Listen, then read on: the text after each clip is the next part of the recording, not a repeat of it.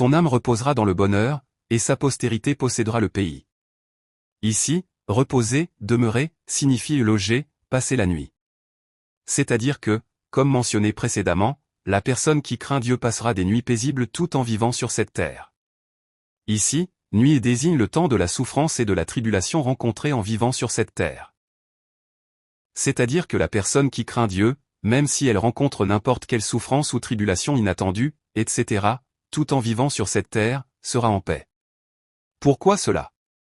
Parce que Dieu gardera et protégera une telle personne. Non, parce qu'une telle personne est un enfant et un peuple de Dieu que Dieu aime tellement qu'il a même envoyé son Fils unique et l'a fait mourir en versant son sang suspendu à la croix. Non, parce qu'une telle personne sait très bien que Dieu est mon Dieu, elle peut toujours être en paix dans n'importe quelle situation. N'est-ce pas vrai? Si Dieu, qui a créé ce monde et toutes les choses de cet univers et qui règne et gouverne sur toutes les choses créées selon sa volonté, est avec moi, de quoi aurais-je peur, et de quoi m'inquiéterais-je? Par conséquent, la personne qui craint Dieu peut toujours être invariablement en paix dans n'importe quelle souffrance et tribulation. Alors, ne jouit-elle des bénédictions que sur cette terre? Ici, sa postérité désigne les descendants spirituels obtenus par le fait que la personne qui craint Dieu témoigne et proclame l'Évangile.